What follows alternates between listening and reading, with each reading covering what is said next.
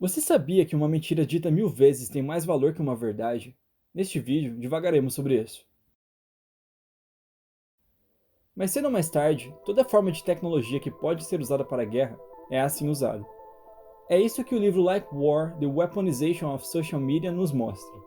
As redes sociais não fogem dessa regra. Elas vêm, há aproximadamente uma década, sendo usadas para atacar pessoas e causas. E esses ataques seguem alguns padrões que serão discutidos logo logo, porque antes eu gostaria de contextualizar vocês um pouco mais. Só lembrando que toda análise feita neste episódio tem como base o livro anteriormente citado, então não está sendo guiado por posicionamento político, mas sim por pesquisas bem fundamentadas. A primeira ocasião em que Donald Trump precisou reposicionar sua imagem foi depois da sua quarta falência, que ocorreu após ter sido banido do conselho executivo da Trump Entertainment Resorts, a qual estava lidando com uma dívida de 1,2 bilhão de dólares. Trump, então, se tornou apresentador de televisão do programa The Apprentice, que fez muito sucesso até sair da programação. Um spin-off desse mesmo programa entrou no lugar, mas sua audiência estava despencando.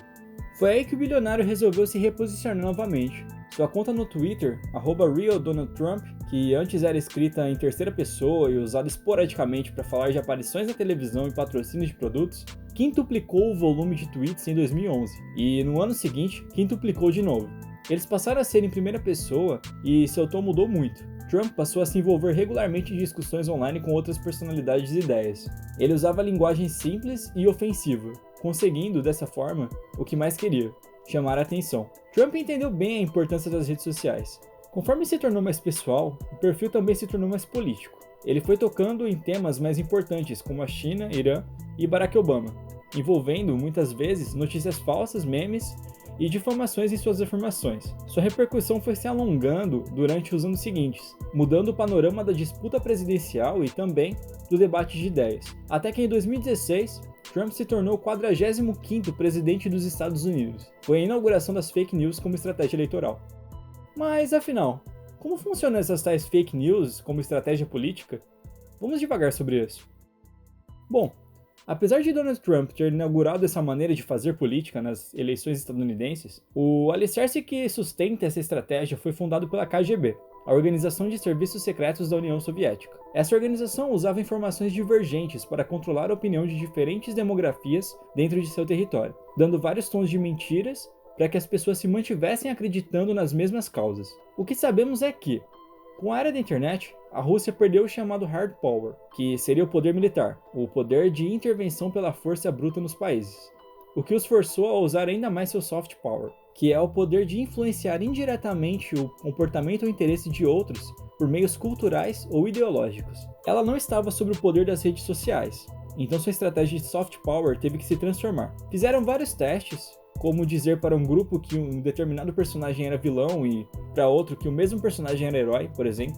Isso tudo para testar como as pessoas se comportavam com diferentes informações em mente. Foi assim que criaram seu know-how, ou seja, seu conhecimento prático de como controlar as massas. O que mais mudou entre a União Soviética e a era das redes sociais foi que se tornou impossível desaparecer com alguma informação do jeito tradicional, seja suprimindo sua fonte ou deletando mensagens. Daí se iniciou o que conhecemos hoje como fake news. Essa estratégia consiste em afundar as informações reais em meio a muitas informações falsas, todas elas disparadas aos montes a muitas pessoas. Isso até que a verdade não possa ser mais encontrada no meio de tantas mentiras. Existe um mecanismo cognitivo que favorece muito esse cenário: a heurística da disponibilidade.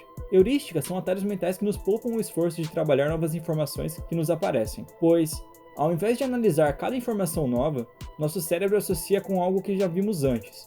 Dessa forma, aceleramos o raciocínio através do reconhecimento. Essa, em específico, a da disponibilidade, diz respeito ao fato de que as pessoas tendem a estimar a importância relativa das questões pela facilidade que são puxadas na memória. Ou seja, quanto mais fácil encontramos na memória, mais verdade parece. Daí entram as fake news. Quanto mais você vê as mentiras que estão atolando a verdade, mais fácil você puxa elas na memória, e mais próximas da verdade elas se tornam, mesmo que ainda continuem sendo mentiras.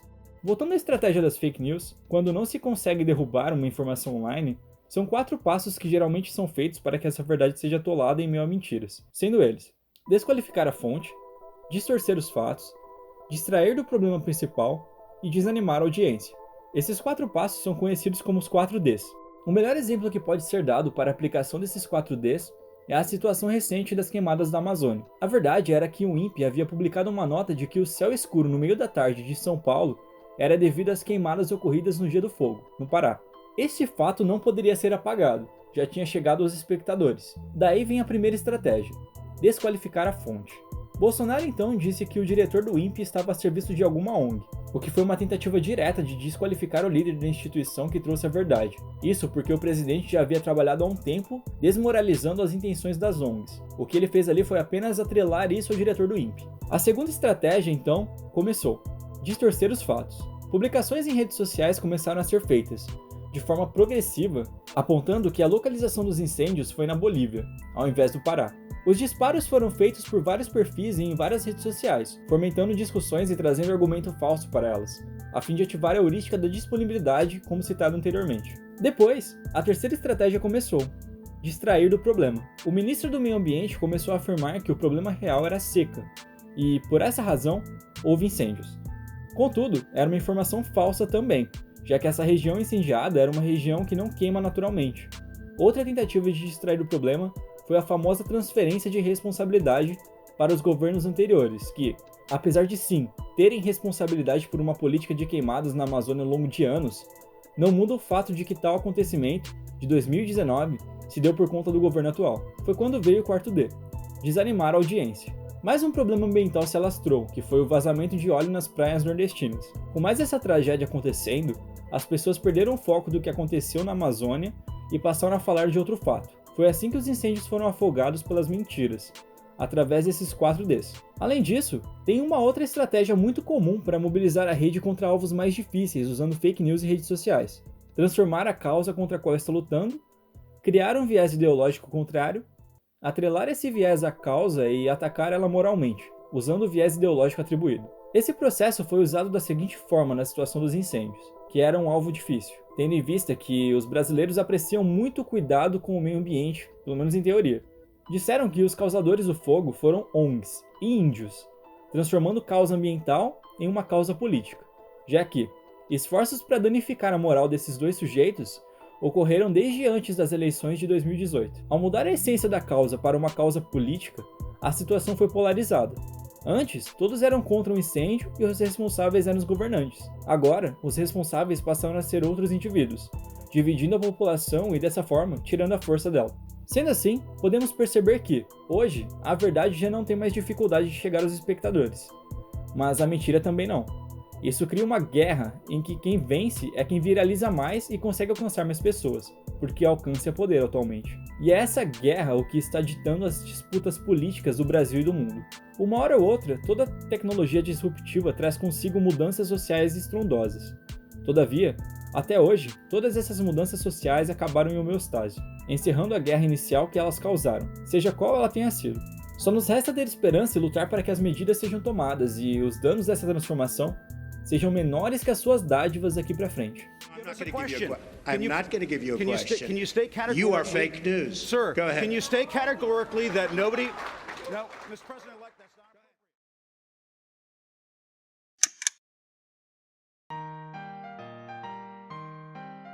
Este foi mais um vídeo do Divagando. Se você quiser, pode curtir, compartilhar e se inscrever no canal. Pode também deixar seu comentário com uma sugestão de tema para o próximo vídeo. Até mais!